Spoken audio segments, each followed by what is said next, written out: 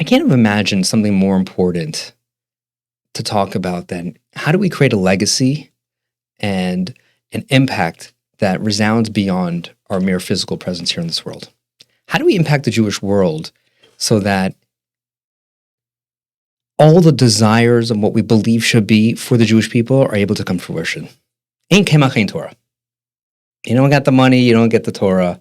And I think we're right now with a seasoned expert of someone who understands the strategies, the abilities that are available to us and to everyday people, not just the Rockefellers or the Reichmans, but to the simple everyday Jew that's available to us to really make impacts in our communities on a day-to-day basis with some basic strategies. I want to welcome Mark. Thank you so much, Rabbi Keller. Can I call you Rabbi Keller or can I call you Josh? You can call me Josh. Okay. On digital land, we can call Josh. I want to know how formal we're going with this conversation today. So we're going good. I'm so glad we're meeting, first of all, because I remember you and I discussing this. We were at a Jewish halachic business forum, right?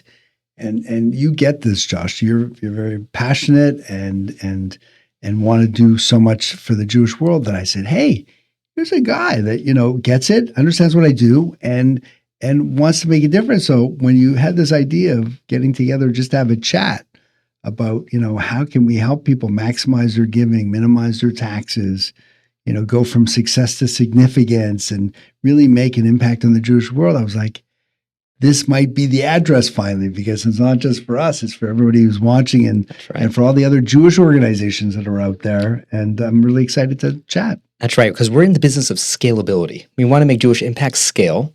And we know that there's a lot of thought process today about how do businesses scale, but how does the Jewish community scale? And I want to hear from you, what do you think are some of the money that's being left on the table, the opportunities that are available to us, just maybe a top 1 or 2 strategies that that can really are not being looked at, but should totally be looked at to help make an impact in the Jewish world? Well, first of all, we all liked money for charity, right? But still to this day, most of the money that's coming in is coming in through cash, checks, and credit cards, right? And that's 98% of the money.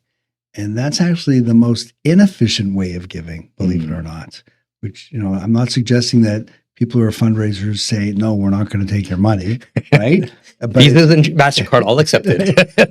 But there are better ways to give, which will allow people to be able to give more at less cost or give the same amount at less cost. And they're all blessed by the tax department. So I think it's really important. One of those you mentioned, give me a couple, right? So one of those, which I think is really underutilized, is that when people have, let's say, a stock or a mutual fund or an ETF, and that's appreciated in value, when they sell that, they're going to have something called capital gains taxes, and it's going to be about 27% of whatever you made. So if you paid $1,000 and now it's worth $2,000, you're going to give $270, that $1,000 gain, to the government. But what they allow you to do is you can actually donate appreciated securities to charity.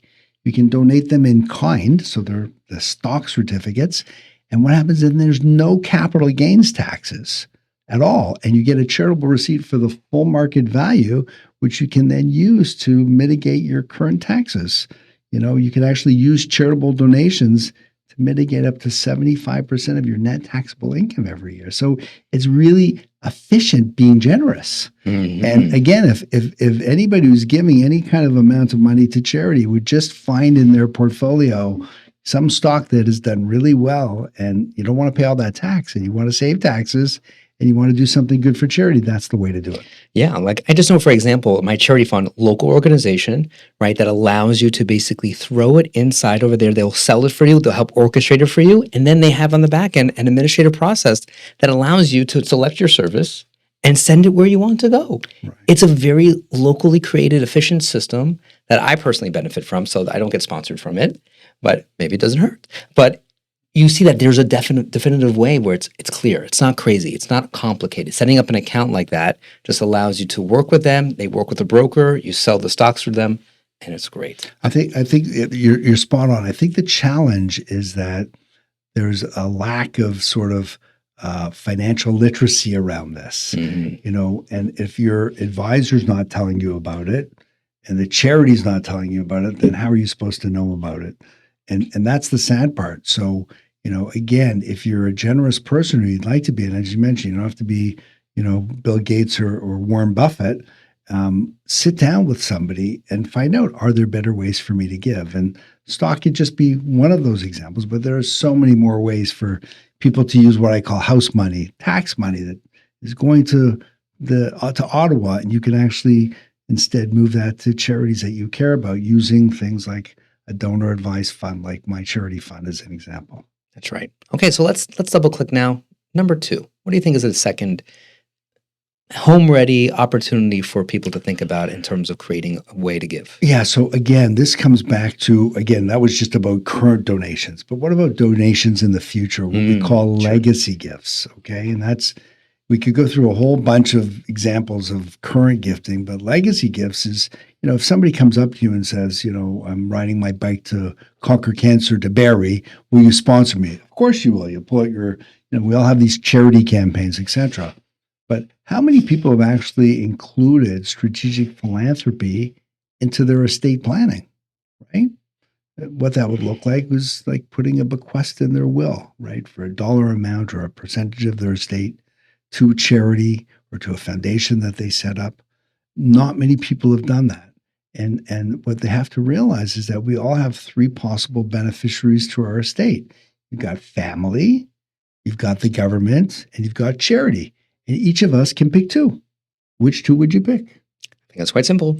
Family and charity. So with proper planning, you can be remembered for leaving a lot of money to charity as opposed to leaving a big check to Ottawa and being forgotten. And what also people are not aware of is that charitable donations on death can actually mitigate 100% of estate taxes. 100%, including going back the year before. That means for every $2 that you give to charity as part of your estate, you turn $1 of tax into $1 of impact. Now, wouldn't people, you'd think if you could show them how, without disinheriting their kids, right, to be able to take the money that's going to tax and instead you could be using it for impact to help charities that you care about, do you think that most people would be interested?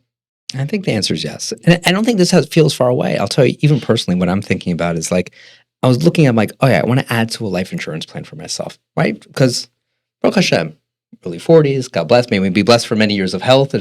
And I think to myself, okay, I want another life insurance policy just in case, so we're backed up. But I'm already thinking now like, okay, like how can that plan be used in 30 years from now when that plan matures? Right. And now we got to convert it over into something that can then be used as a system. So maybe I want to just give people a sense who are probably in their early career saying, okay, life insurance, I have that as a backup insurance policy, but I don't think they understand how it can be tactically used and leveraged as you're describing as a legacy plan. Because some people might think legacy, I got to be in my 50s, 60s, 70s to start thinking about legacy. But here I am, people in their mid 30s to early 40s can also think about legacy. Absolutely. Right. And so I want to just like, maybe we can elaborate a little bit more about that. Sure. So let's say you're an annual giver to a charity. Let's just say, for argument's sake, you're giving $5,000 a year. That's a nice number, right? A good, decent donor. Not bad. So, that's nice that you get that $5,000 in every year as a charity. But you should really be speaking to donors about what we call a blended gift. What's that? Is you speaking to the donor and explaining to them, thank you so much for your generosity. We couldn't have done what we've done without you. But at the same time, we're very sensitive to your family's legacy, and we're also sensitive to the sustainability of our organization. So what we'd like you to consider is, let's take a percentage of that $5,000 that you give us, and let's acquire a life insurance policy with that. So whatever that amount is that you're going to give now is still considered a charitable donation. So you're going to get a charitable receipt for that, but that could create a very, very large gift for that charity, such that after 120, that charity can bank on a very big donation that's going to come from you. Most of the time that we explain that to people, they'll say, that's a great idea. I'm going to still give you the $5,000, but let's also give you some more money for this.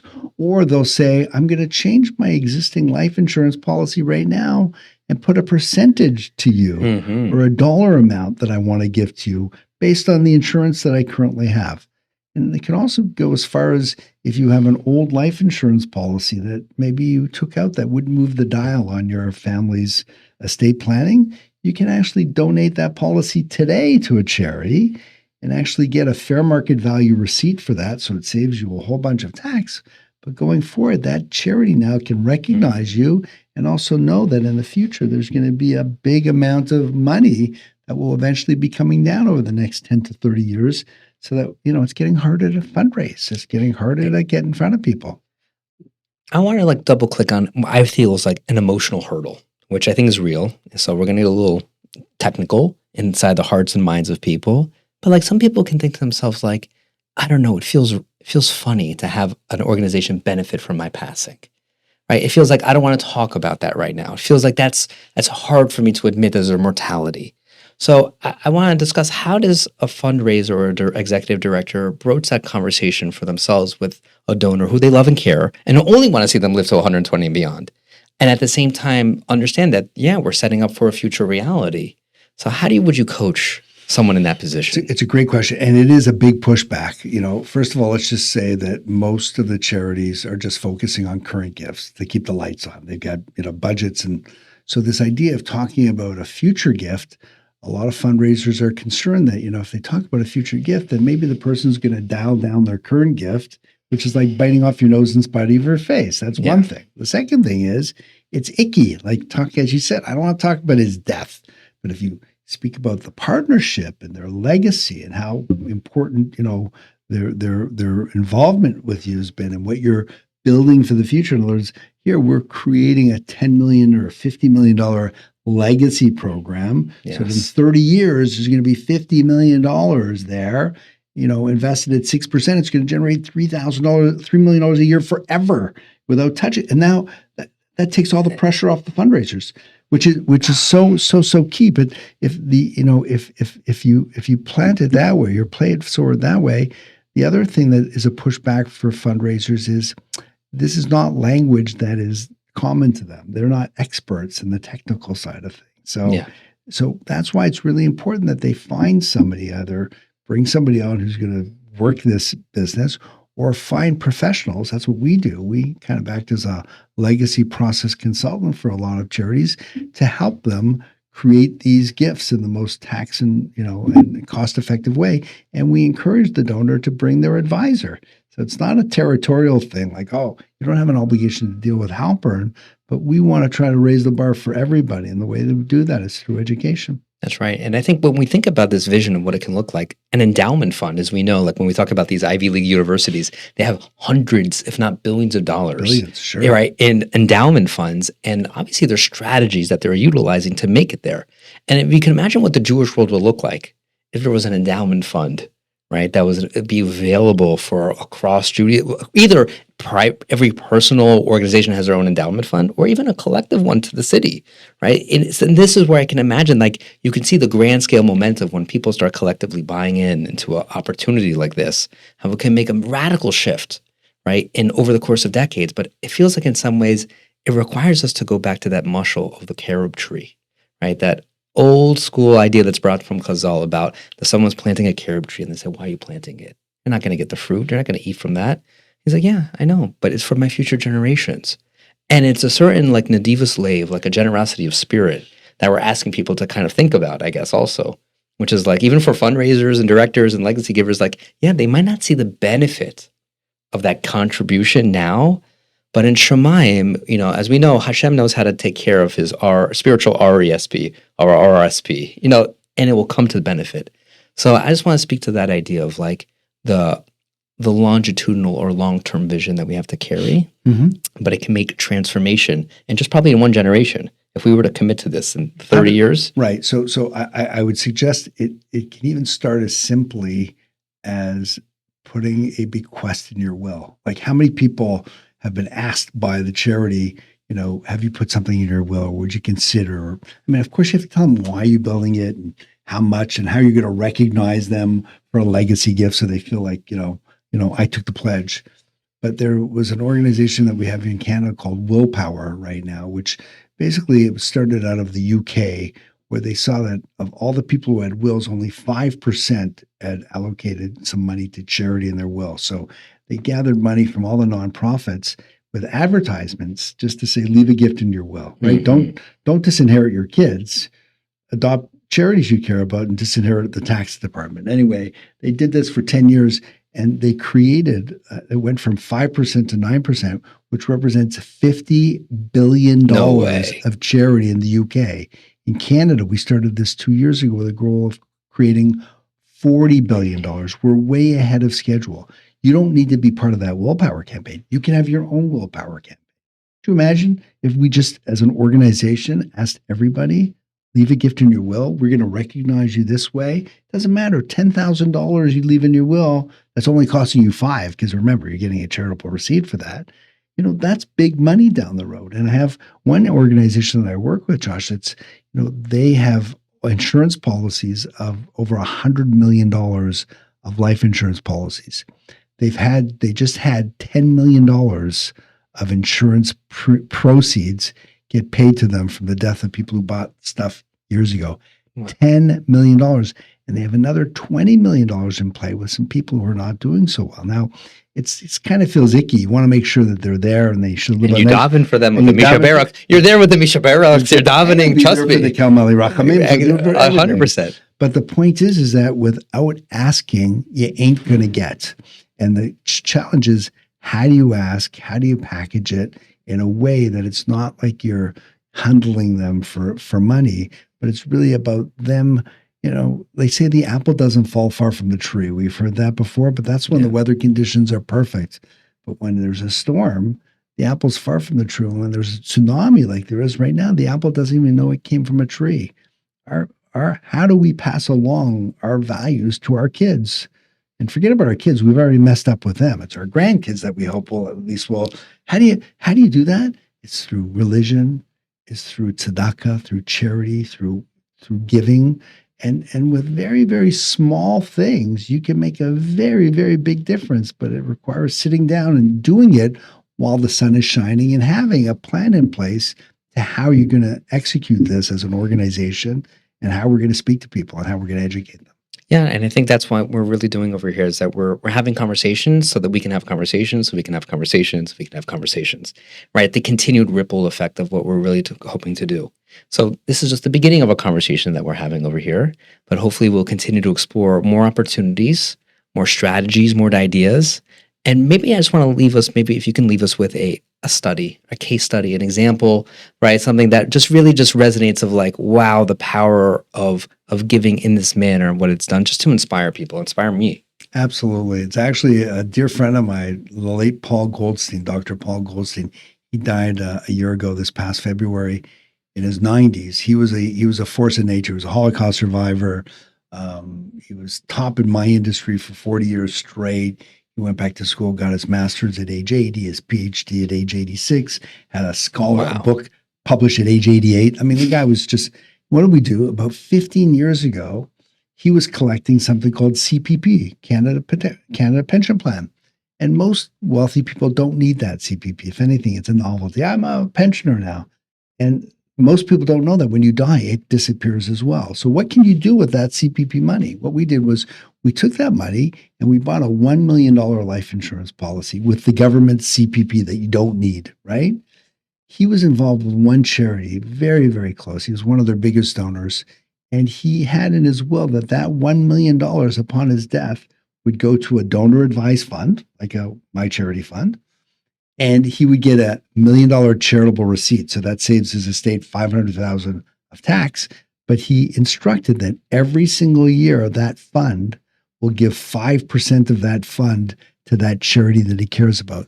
That charity is now going to be getting $50,000 a year forever, using CPP that nobody even thinks about.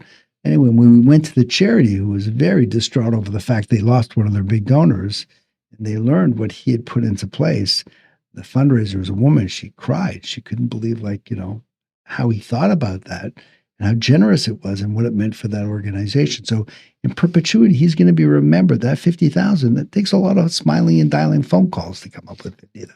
Yeah. And all he did was he moved the shells around a little bit because somebody educated it on it. And as a result, he was able to make such impact even after he's gone. And this is the power of education. And that's why we're here. We're here to educate our community about tremendous opportunities to make impacts, because the Jewish community needs the Jewish community, and we need each other to support one another. And we got to be smart, not always about working hard, as we know. Jews love to work smart. And so this is a good way of thinking about how we can work smarter together, to collaborate, to strategize, to make tremendous impact. And hopefully we'll be able to hear and about more opportunities down the pipeline. Looking forward to it. I really appreciate this opportunity. Thanks, Mark. Thank you. You like what you heard? Well, guess what? Click the link, subscribe, join us, connect with us so that we can continue to provide you fresh, awesome content. Thanks for joining.